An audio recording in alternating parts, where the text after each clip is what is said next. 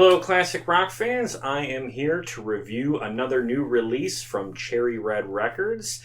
This new compilation is called Motor City is Burning, a Michigan Anthology 1965 to 1972.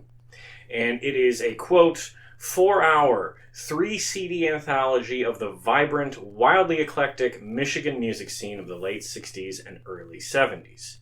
Now, subscribers to this channel might remember that just a couple of months back, I reviewed another collection from Cherry Red called I See You Live on Love Street, which was a collection of songs from the Laurel Canyon scene of about the same time period, late 60s, early 70s. So I was very interested to see what was going to be included in this collection. This collection is focused on Detroit, but it is inclusive of pretty much all of Michigan, as well as there was a lot of great bands scattered across Michigan that were all part of this Detroit music scene. Much like the other collections from Cherry Red Records I've discussed, there is a mix of big-name rock artists, but also other artists that aren't really household names. I would say the most famous artists in this collection include Tommy James and the Shondells, The Temptations, Iggy and the Stooges, Parliament, MC5, Alice Cooper, Diana Ross and the Supremes, Grand Funk Railroad, and Smokey Robinson and the Miracles. Now you might have noticed a couple of those names are not what you would call rock artists, and that's by design. The Detroit music scene was bigger than rock and roll, so it's only appropriate that there are soul and R&B artists included in this compilation as well. Now, the reason I wanted to talk about this collection today is because, well, one, I reviewed the I See You Live on Love Street compilation a couple of months ago, and that really impressed me, so I wanted to take a look at a similar release from Cherry Red Records today. And also, I was just in Detroit. I visited there just last summer, and I had a great time. In fact, I was able to visit a couple of music sites. I went to a Bob Seger photo exhibit at their historical museum. In fact, I interviewed Gary Graff, who co-wrote the book that exhibit was based on. So if you want to hear more about that, check out my interview with Gary Graff. He's a music critic based out of Detroit. And I also made a point to get over to the old Grandy Ballroom to take a couple of photos outside of the building, which have that iconic MC5 artwork on the outer wall, which is just an amazing sight to see. Unfortunately, there were a couple of construction barrels out front, which kind of ruined a few of the photos, but you know what? It was still totally worth it. It's such an iconic piece of artwork, and if you're a classic rock fan and you're visiting Detroit, make sure you get over there for a quick photo. It's definitely worth it. A lot of great music history happened in that building. Now, going back to the collection we're talking about today, I want to highlight one of the best things that Cherry Red Records does with these releases, and that's their booklet that comes with the box set. The booklet includes a write-up of every song included on the compilation that gives a little bit of background on the artist who recorded it, as well as the song itself. It also includes an essay written by the individual who put this collection together to introduce the collection and sort of explain the context of why these songs fit together so well. Now, the essay here was actually written by the same guy who put together the I See You Live on Love Street collection. That's David Wells. So I will read a selection from David's essay here. They may have been from New York City, but when Kiss released the track Detroit Rock City in 1976, they were merely confirming what everybody else already knew. Detroit, the most populous city in the state of Michigan, exuded a rock and roll mentality like no other American town. There was a gritty, streetwise edge to all music emanating from the area, with a shared perspective that ensured nominal genres were smashed into one glorious, life-affirming stew that encompassed pretty much everybody.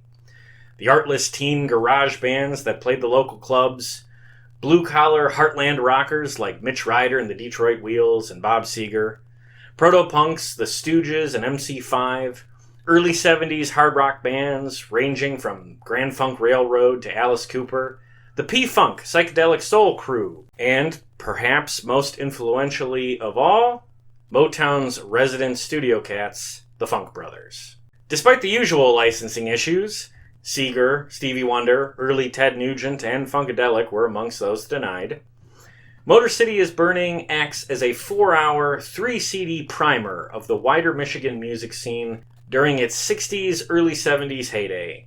Along the way, we'll encounter the area's leading venues, principal recording studios, local labels, and key backroom players, as the musicians and songwriters sought to overcome and even feed off the violent civil uprising of July 1967 that provoked the John Lee Hooker song, which gives our compilation its name. And I guess here's where I'll note that the album cover for this collection is a photograph of the aftermath of the Detroit riots of 1967. Otherwise known as the 12th Street Riot, which was one of the most violent civil uprisings since the Civil War. I don't have the time or even the expertise to really explore what happened that summer, but I would encourage you to read about it, and while you are, I would have this music playing in the background. That way you can see how this music fits in to some real-life history that was going on at that very time. Going back to something David said in his essay, yes, it would have been great to have Ramblin' Gamblin' Man by Bob Seger or Livin' for the City by Stevie Wonder included in this compilation. But one of the harsh realities of the music industry is that elite level artists like those guys typically have contracts that prevent any of their music from being included in multi-artist compilations like these. So there's no real way to get those songs on a collection like these, even though they absolutely deserve a spot. So if you want to learn about the Detroit or Greater Michigan music scene from that formative time in rock history, there is no better collection out there than Motor City is Burning. So let's dive into the discs that are on this collection because each CD has its own theme.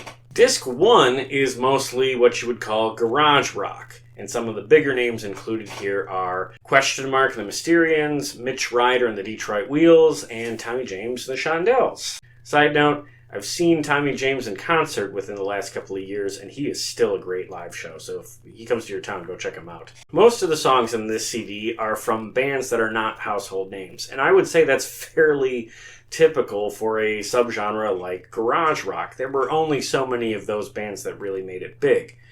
The interesting thing about the lesser-known bands in this collection is that Cherry Red has included a lot of songs that these bands did that were covers of big hits. For instance, the Rolling Stones' I Can't Get No Satisfaction, there's a cover version here by Terry Knight.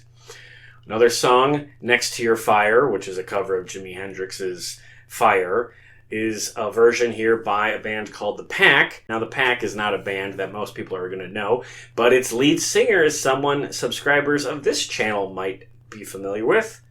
It's Mark Farner, who I interviewed just a couple of years ago. You have a band called The Woolies doing a cover of Who Do You Love? A band called The Rationals covering I Need You, which is originally by The Kinks. The Scott Richards Case covers Cream's I'm So Glad, and a band called Dearborn City Limits covers The Supremes' Come See About Me. Now, I'm sure you're thinking, well, wait a minute, those original songs aren't from Detroit artists. Is it really appropriate to have them here? And I would argue yes, at least on this disc, because, again, this disc is garage rock. And garage rock bands, especially in those days, were cover bands. And when they would put out their earliest records, they would try to introduce themselves to a wider audience by covering a more well-known song. That was a fairly typical strategy for bands back in that era. And I think including these covers is also important because it really helps set the time frame that all these songs were recorded in. Because if it's just deep cuts and obscurities, it might be hard to tack down when exactly that stuff is from. So if you include cover versions of contemporary hit songs, that helps the listener identify what time frame this music is all pulled from. Disc 2 is what you would call proto-punk or pre-punk. Basically, harder rock music that had that punk edge before punk was really identified as a genre. I'm talking about Iggy and the Stooges and MC5. But what's also on this disc is just harder rock. 60s hard rock from bands like Grand Funk Railroad, Alice Cooper, Brownsville Station. And then we have a cover of another hit song.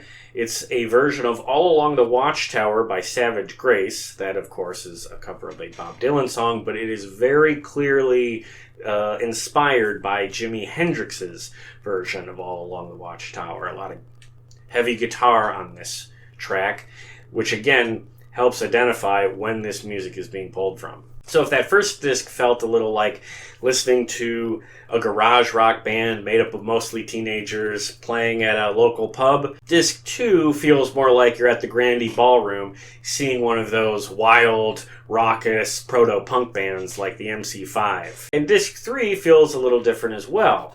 Disc 3 is made up primarily of soul music, so this feels more like you're in a recording studio, like, say, Hitsville, USA, listening to the latest soul artists that might crack through on the Motown label. Some of the bigger name bands here are The Temptations, Parliament, Diana Ross and the Supremes, Smokey Robinson and the Miracles, Rare Earth, and John Lee Hooker. In fact, the John Lee Hooker song, The Motor City is Burning, is where this collection gets its title. And this disc is excellent because it is a nice reminder for rock fans that Detroit's music scene was bigger than just that. It wasn't just Detroit Rock City, it was also Detroit Soul City. I mean, it was Motown, for goodness sake. So if you're talking about Detroit music history, soul music is every bit as important as rock music.